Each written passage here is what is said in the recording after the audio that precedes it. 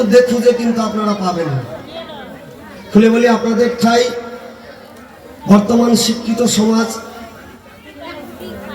তাই আজকে ইতিহাস থেকে কিছু কথা তুলে ধরতে চাই এই ধর্মসভা। তাহলে কৃষ্ণ ভক্তকে না, কৃষ্ণ ভক্ত ছিলেন হচ্ছে মীরাবাই। আপনারা জানেন সবাই যে মীরার সঙ্গে আমার গিরিধারী অনাদিরবি পান গোবিন্দ নাকি কথা বলতেন, মাটির মূর্তি। তো সেই জায়গায় দাঁড়িয়ে কিছু কথা তুলে ধরবো। একদিকে মীরাবাই আর অন্যদিকে মেবারের রাজা রানা কুম্ভ। হরিবল হরিবল। আমি বাবাদের কাছে বলতে চাই, মায়েদের কাছে বলতে চাই, আপনারা শুনবেন এই তত্ত্ব কথা? শুনবেন বাবারা? শুনবেন তো? হ্যাঁ, একটু কথা বলে। কথা বলতে তার পয়সা লাগবে না বাবা, না কি লাগবে? না একটু ভালো লাগবে। আপনারা কথা বললে একটু ভালো লাগবে না। এই যে আমি ষাঁড়ের মতো চিৎকার করছি, তো আপনাদের কর্ণে কতটুকু পৌঁছাচ্ছে? তো আপনারা যদি কিছু না বলেন তাহলে আমরা কি করে বুঝবো, তাই না? যেমন মায়েরা রান্না বাড়ি করে বাবাকে খেতে দেয়, বাবার এক পাশে বসে থাকে, বাবার মুখে শুনবে। কি শুনবে? না, এই যে আমি আজকে রান্না করেছি, রান্নাটা কেমন হয়েছে, তাই না? একসঙ্গে বসুক যে রান্না করে তার কিন্তু ইচ্ছে থাকে যে আমি শুনবো আমি কেমন রান্না করেছি, আমি যে রান্না করেছি যারা সেবা নিচ্ছে তাদের সেবা হচ্ছে কিনা, সেবার যোগ্য হয়েছে কিনা, কি বাবা, তাই না? তো জয় গুরু জয়। তাই আপনাদের সকলের অনুমতি নিয়ে সামনের দিকে ভব আগবান। তো একদিকে কালী ভক্ত, অন্যদিকে কৃষ্ণ ভক্ত। তো আমার বিপক্ষের যিনি ভাবক, আমার শ্রদ্ধেয় গোসাই কালীপদ গোস্বামী, তো আমি ওনাকে সেই কৃষ্ণ ভক্তের জায়গায় রেখে আমি মেবারের রাজা রানা কুম্ভর জায়গায় দাঁড়িয়ে, তার মানে মায়ের ভক্তের জায়গায় দাঁড়িয়ে কিছু কথা তুলে ধরতে চাই। অবশ্যই আপনারা দেখে বুঝতে পারছেন ছেলে মানুষ, সেই রানার ভূমিকা করার মতো বাবা শক্তি আমার নাই। মাতৃভক্ত আমি হতে পারি নাই, কিন্তু যেহেতু আজকে বাউলের পাল্লা, তো কিছু কথা বলতে হবে। তাই আমি রানা কুম্ভের উকিল হয়ে কিছু কথা আপনাদের সামনে বলতে চাই। তাই শুরু হয়ে গেল বাউলের পাল্লা। একদিকে কৃষ্ণ ভক্ত, অন্যদিকে কালী ভক্ত। মেবারের রাজা যিনি, তিনি ছিলেন আদ্যাশক্তি মহামায়ার পরম ভক্ত বাবা। খুলে বলি আপনাদের ঠাই। তো সেই জায়গায় দাঁড়িয়ে দুটো কথা বলতে চাই। তো একটু সুর লাগাই, সুরে তালে ছন্দে সেই দিকে যেতে চাই। তাই মেবারের রাজা যিনি রানা, তিনি কি করলেন না, একদিন তার মনে বড় স্বাদ হলো কি না, আমি মৃগয়ায় যাব বাবা। আগেকার দিনে বাবা রাজাদের একটা ধর্ম ছিল, এখন এটা ধর্ম না এটা প্রথা আমি কিন্তু জানি না বাবা। তারা কি করতেন না, হরিণ শিকার করতে বনে যেতেন বাবা। তাই মেবারের রাজা তার বন্ধুকে নিয়ে তিনি কি করলেন না, মৃগয়ে গেলেন, মানে হরিণ শিকার করার জন্য তারা দুইজনে বাড়ি থেকে বের হলেন। তারা ঘুরতে ঘুরতে ওমা তারা কখনই যে রতি রাজ্যে পৌঁছে গেছে, মানে যেখানে মীরাবাইয়ের বাড়িও, সেই রাজ্যে পৌঁছে গেছে। এমন সময় রানা তার বন্ধুকে ডেকে বলে, বন্ধু আমার বড় পিপাসা লেগেছে, আমাকে একটু জল এনে দিতে পারবি? তুলে বলি তাই। এই কথা শুনে তার বন্ধু জলের সন্ধানে গেল। কি বলি রে ভাই, কোথাও জল না পেয়ে রানার কাছে এলো ছুটে, বলল কোথাও জল পেলাম না বন্ধু, মনে হয় আরেকটু সামনের দিকে যেতে হবে, ওই যে দেখা যায় লোকালয়, সেইখানে গেলে হয়তো জলের কোনো ব্যবস্থা হবে। এমন সময় ওমা সেই মেবারের রাজা তিনি ধীরে ধীরে সেই লোকালয়ের দিকে গেল। তিনি গিয়ে কি দেখতে পায় না, একজন অপূর্ব সুন্দরী তাকে কলসি নিয়ে জল ভরছে। মেবারের রাজা রানা তাকে দেখে কোথায় যেন তার পিপাসা হারিয়ে গেল। একবার শ্রী শ্রীমাতা শক্তি প্রীতে হরিবল হরিবল হরিবল। সেই অপূর্ব সুন্দরীকে দেখে তার পিপাসা হারিয়ে গেছে, মনে বড় স্বাদ জেগেছে তাকে পাওয়া, তাকে রানী করবার বাসনা লেগেছে। বন্ধুকে ডেকে কয়, বন্ধু তুই আমার কথা নিবি? ওই যে জল ভরে যাচ্ছে মেয়েটা, ওই মেয়েটা কার মেয়ে, কোন বাড়িতে যাচ্ছে, আমাকে তুই নিয়ে যাবে। খুলে বলি তাই। সেই মেয়ের পিছনে পিছনে চলে গেল বাড়ি। কোথায় না, রতি রাজার কাছে। হরিবল হরিবল। সেই রতি রাজার কাছে গিয়ে রতি রাজাকে প্রণাম জানায় মেবারের রাজা রানা। খুলে বলি আপনাদের ঠাই রতি রাজার কাছে মনের কথা খুলে বলে, হে মহারাজ, এই মুহূর্তে একটি কন্যা দেখলাম জল ভরে আপনার গৃহে প্রবেশ করলো। আচ্ছা বলুন তো, ওই মেয়েটি কে হয়? ওই মেয়ের সঙ্গে আপনার কি পরিচয়? মেবারের রাজা কি বলল? রতি রাজা বলল, ওটা আমার মেয়ে, ওর নাম মীরা। রতি রাজা বলছে, বলুন কেন, কি কারণে আমার এই রাজ্যে আগমন করেছে?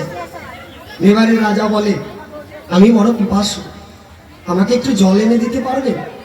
খুলে বলি আপনাদের ঠাই ওমা সঙ্গে সঙ্গে রতি রাজা কি করলেন না, মীরাকে ডেকে বললেন, মা মীরা, তুমি এই অতিথিকে একটু জল এনে দাও, তিনি নাকি বড় পিপাসু। খুলে বলি আপনাদের ঠাই মীরা পিতার কথা শুনে কি করলেন না, জল নিয়ে এলেন একটি পাত্রে। এনে যখন মেবারের রাজার হাতে দেয়, জল খেয়ে পিপাসা মিটে যায়। সঙ্গে সঙ্গে দেখে জলের পাত্রে আবার পূর্ণ হয়ে আছে জল। রানার মনে আরো আরো তাকে পাওয়ার ইচ্ছাটা বেড়ে গেল। এই মেয়ে তো সাধারণ মেয়ে নয়। তাই সেদিন রতি রাজাকে খুলে বলে, আপনার মেয়েকে আমি বিয়ে করতে চাই, বলুন আপনার মেয়েকে আমাকে দান করবেন না? রতি রাজা পড়ে গেল বিপদে। ওমা তৎকালীন সময় রানা এমন প্রতাপশালী রাজা ছিলেন, তার কথা যদি কেউ অমান্য করে তার রাজ্যটাকে গ্রাস করে নেয়, তাকে দাসত্ব বানায়। এমন প্রতাপ রাজা ছিল রানা ব্রহ্ম। রতি রাজা মনে মনে চিন্তা করে, তাই স্বয়ং রাজা এসেছে আমার কাছে আজকে আমার মেয়েকে চাইতে, আজকে যদি আমি না করি তাহলে হয়তো রতি রাজ্য গ্রাসও করে নিতে পারে, দখলও করে নিতে পারে। রতি রাজা মনে মনে চিন্তা করলো, তাই বলল, মহারাজ ক্ষণকাল অপেক্ষা করুন, আমি আমার মেয়ের কাছে থেকে অনুমতি নিয়ে আসি। মামা তিনি এলেন, এসে আমাকে বলল যে রানা, আমার মেয়ে মীরা তোমাকে বিয়ে করবে ঠিক, কিন্তু তার একটা শর্ত আছে, সেই শর্ত যদি তুমি মানো তাহলে আমার মেয়ে মীরা তোমাকে বিয়ে করবে। আমি মীরাকে পাওয়ার জন্য সঙ্গে সঙ্গে রতি রাজাকে বললাম, আপনার মেয়েকে পাওয়ার জন্য যে কোনো শর্তে আমি রাজি আছি, বলুন আপনার মেয়ে আমার কাছে কি চায়? বলল, আপনার সঙ্গে একান্তে দেখা করতে চায় আমার মেয়ে। আমি বড় আনন্দ, আজকে আমার মনের মানুষকে পাবো, সেই আনন্দ নিয়ে মীরার কাছে গেলাম। মীরা আমাকে ডেকে কয়, ওগো রানা, তুমি আমাকে বিয়ে করবে ভালো কথা, কিন্তু জানো আমার না বন্ধু আছে, আমি তো আমার বন্ধুকে ছেড়ে থাকতে পারবো না। তুমি যদি আমাকে কথা দাও, আমাদের বিয়ের পরে যখন আমি যাব তোমার ঘরে, আমার বন্ধু যাবে আমার সাথে, যদি তুমি আমাকে কথা দাও তাহলে আমি তোমাকে বিয়ে করতে পারি। রানার মনটা ভেঙে গেল। আমি যাকে ভালোবাসি, যাকে মন প্রাণ দিয়েছি সেই নারী একজনকে মন দিয়েছে। রানা জল ভরা আখিতে মীরাকে ডেকে বলে, মীরা হয়তো এই জীবনে তোমার মন পেলাম না, আমি যে তোমাকে প্রথম দেখাতেই বড় ভালোবেসেছি মীরা, তাই তুমি আমার কথা নেবে? তুমি যাকে মন দিয়েছো সেই ভাগ্যবানটাকে আমাকে একটি বার এনে দেখাবে। একবার আত্মা শক্তি মহামায়া পিতে হরিবল হরিবল। মীরা রানাকে বলে, তুমি আমার বন্ধুকে দেখবে, চলো। ওমা সেদিন মীরা রানার হাত ধরে তার গিরিধারীর মন্দিরে নিয়ে যায়। বলে, রানা তুমি আমার বন্ধুকে দেখবে না? চলো, ওই যে দেখো আমার বন্ধু ওই যে মন্দিরে দাঁড়িয়ে আছে। রানা সেদিন গিরিধারীকে দেখে রানার মনে আবার আনন্দ ফিরে এলো। এটা তো মাটির মূর্তি, তাহলে তো আমি ভালোবেসে ভুল করি নাই। তাই রানা কি করলেন না, ভালোবেসে মীরাকে বিয়ে করে নিয়ে এলেন বাড়ি। আর এই জায়গা থেকেই শুরু হবে আমার জিজ্ঞাসা। একটু সুর লাগাই, সুরে তালে ছন্দে আরো কিছু কথা বলতে চাই মীরার ভাব। কেমন?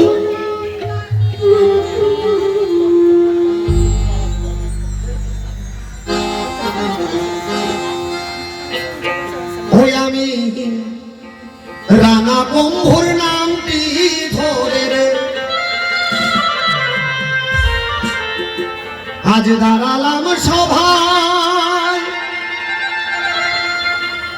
ওই আমার বিপক্ষে নীরাবাই আমি দিলাম পরিচয় রে রানা কুম্ভ নামটি ধরে।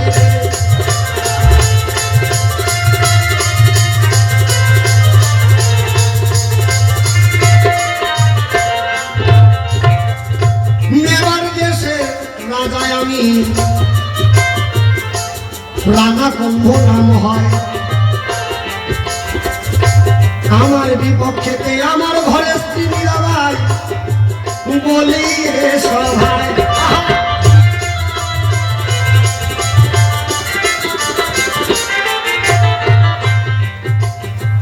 তাই আমি বিয়ে করে যেদিন আমি আমার বউকে নিয়ে এলাম মীরাকে, আমার মা বরণ ডালা নিয়ে এলো, মীরাকে বরণ করলো। গৃহে প্রবেশ করার আগে আমার মা ডেকে বলে, আমার ঠাই আর মীরার ঠাই। মীরা তুমি আমার কথা নাও, আমাদের 14 পুরুষের আরাধ্যা দেবী অষ্টিক পাথরের মূর্তি আদ্যা শক্তি মহামায়া, তোমরা নতুন জীবন শুরু করার আগে মায়ের কাছ থেকে আশীর্বাদ নাও। যাও, মাকে প্রণাম করো। ওই যে মায়ের আদেশে তখন দেখো ওই মীরাকে নিয়ে আমি মন্দিরেতে যাই। মীরা দেখো মাকে প্রণাম করে না, সভাতে যায়।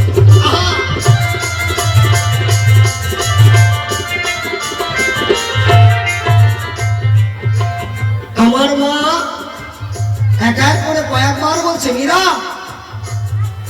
তুমি মাকে প্রণাম করো, মায়ের ভালোবাসা আশীর্বাদ গ্রহণ করো। মায়ের আশীর্বাদ গ্রহণ না করলে তোমাদের দাম্পত্য জীবন সুখের হবে না। তখন মীরা নীরবতে কোনো কথা না কয়, আমি রানা সেথায় আছি বলি সভায়।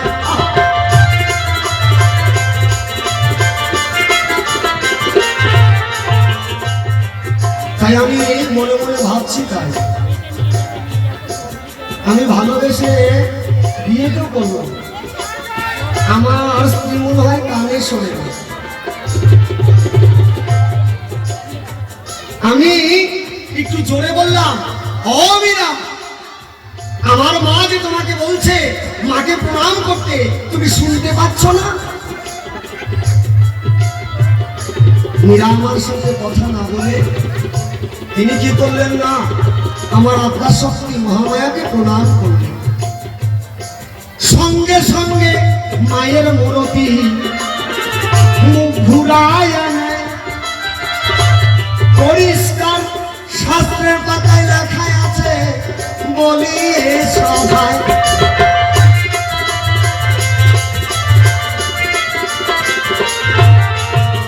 সত্যি বাবা, আমার বোন নাম হচ্ছে মীরা। এটা মীরা না জিরা, এটাই বোঝা গেল না। আমি এই জগতে কোথাও দেখি নাই যে মা তার সন্তানের প্রণাম গ্রহণ করে না। অমীরা, তুমি এসে বলবে সভায়, তোমার প্রণামে কেন আমার মা সেই আমাদের 14 পুরুষের অষ্টিক পাথরের মূর্তিখানা মুখ ঘুরিয়ে। আচ্ছা বলেন তো, এই কর্ম যদি কারো ঘরে হয়, আচ্ছা তার মনে কি শান্তি হয়? এটা নারী না আমরা কি বাবা? শোনো শোনো অগমীরা, তোমার হে জানাই, তোমার মা আমার মা কেন মুখ ঘুরিয়ে দিল, বলবে হে সবাই।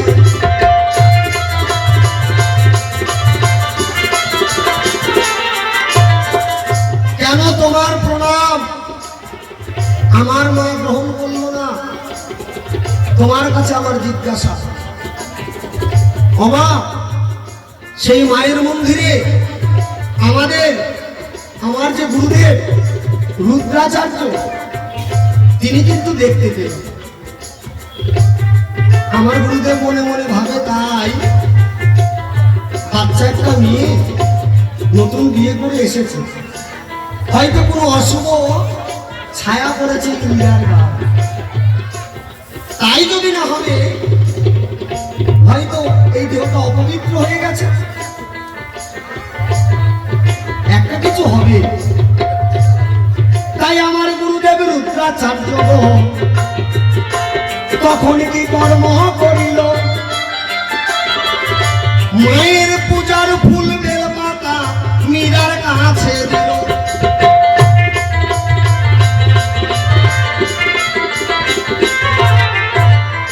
আমার গুরুদেব মায়ের পায়ের ফুল আর বেল পাতা মীরার হাতে তুলে দিল। বলল, মীরা, তুমি আমার কথা নাও, এই মায়ের পূজার ফুল আর বেল পাতা মাথায় স্পর্শ করো, ভক্তি করো, তাহলে কি হবে? তোমার দেহটা যদি অপবিত্র থাকে, যদি কালো ছায়া যদি তোমার উপরে ভার করে থাকে, সব কেটে যাবে। সেই দিন দেখো মীরা কি কর্ম করিল, মাথায় নামিয়ে দেখো দূরে ফেলে দিল।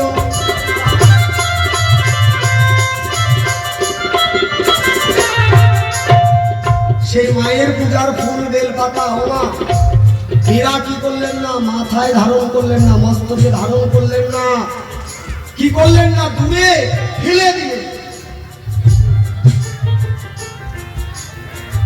এইখানে আমার মীরার কাছে জিজ্ঞাসা, বাবা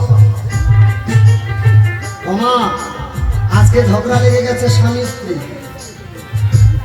সংসার সুখের হয় রমণীর গুণে, ঠিক তাই স্ত্রীকে বলা হয় সহধর্মিণী। কেন না, স্বামীর যে ধর্ম সেই ধর্মকে রক্ষা করা। কি বাবা, যে স্বামীর ধর্মকে রক্ষা করে তাকে বলা হয় সহধর্মিণী। তাহলে তুমি আমার সহধর্মিণী। কি বাবা, তোমাকে আমি বিয়ে করে নিয়ে এসেছি। তাই অমীরা, আমি তোমার কাছে জানতে চাই, এই মায়ের পূজার ফুল বেল পাতা তোমার কাছে কি অপরাধ করেছে, তুমি মাথায় ধারণ না করে ফেলে দিলে দূরে?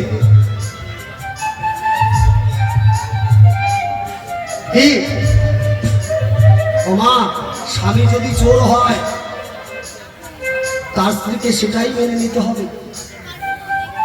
মেনে নিয়ে তাকে ভালো পথে অগ্রসর করে দাও। আমার স্বামী খারাপ পথে আচরণ করছে, তাই তাকে ছেড়ে দেওয়া যাবে না, তাকে ভুল বোঝা যাবে না। সেই পথে থেকে তাকে সুপথে নেওয়ার চেষ্টা করতে হবে, তখনই তো হবে সহধর্ম।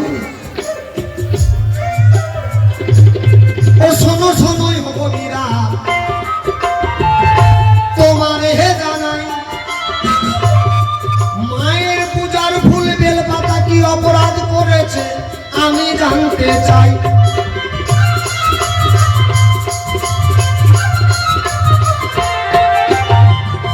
মীরা যখন দূরে ফেলে দিল, মীরা মনে মনে ভাবলো তাই হয়তো কেউ দেখে। গুরুদেব আবার বললো ডাক দিয়ে, মীরা এবার তুমি মাকে প্রণাম করো। মীরা কি করলো, মা যখন প্রণাম করলো সঙ্গে সঙ্গে সেই কষ্টিক পাথরের মূর্তিখানা ভেঙে দুই ভাগ হয়ে গেল।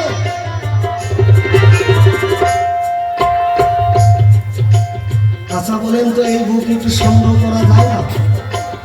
করা যায়? আমার নাম রানা, আমার টাইটেল হচ্ছে পঙ্গু। আচ্ছা বলেন তো, মায়েদের কোনো জাতি থাকে? হ্যাঁ, মায়েদের কিন্তু কোনো জাতি নেই। কামারের সাথে বিয়ে হলে কামাননি, ধোপার সাথে বিয়ে হলে ধোপাননি, বামুনের সাথে বিয়ে হলে বামুনি, ডাক্তারের সঙ্গে বিয়ে হলে বলে ডাক্তার নেই। ওই মাটা যদি ওষুধের কোনো নাম না জানে, আবার যদি মাস্টারের সঙ্গে হয়, ওই মাটা দেখেন কোনো লেখাপড়াই জানে না, তাও কয় মাস্টার নেই, কি বলে না? হ্যাঁ, আর চোরের সঙ্গে বিয়ে হলে কি কয়? কয় সুন্নি। সত্যি তাই, নারীদের কোনো জাতি নাই। কিন্তু তোমার নামের সঙ্গে আমি কি দেখতে পাই না? বাই। এই বাই শব্দটা কিন্তু ভালো নয়। বাই কাদের বলা হয় না? যারা পতিতা। পতিতা কাকে বলে না? বাংলা কথায় বলে বেশ্যা। সত্যি তাই। এই জগতে কোথাও দেখেছেন কি ভক্তের প্রণামে মায়ের মূর্তি ভেঙে চুরমার হয়ে যায়? দেখেছেন? আমার ঘরের মোর চরিত্র ভালো নয়। হ্যাঁ, ও বলো বলো ও মীরা, তোমারে জানাই, তোমার নামের সঙ্গে পাই আমি দেখি বাহারে পাই।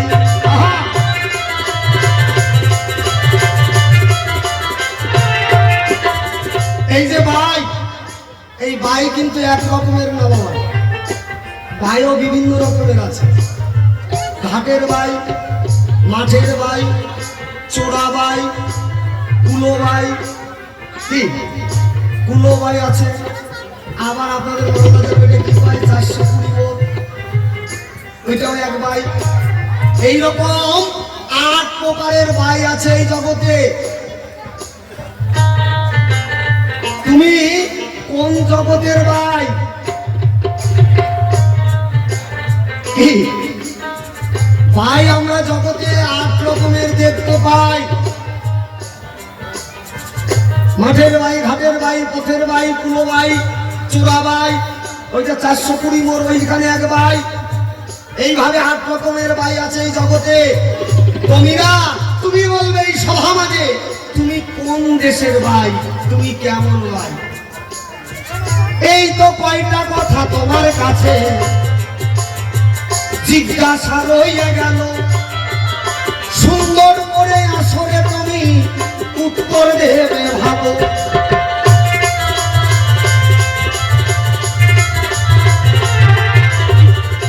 প্রথমবারে আর বেশি কথা নাই তো প্রয়োজন, প্রথমবারে এই তো আমার কিঞ্চিত আয়োজন।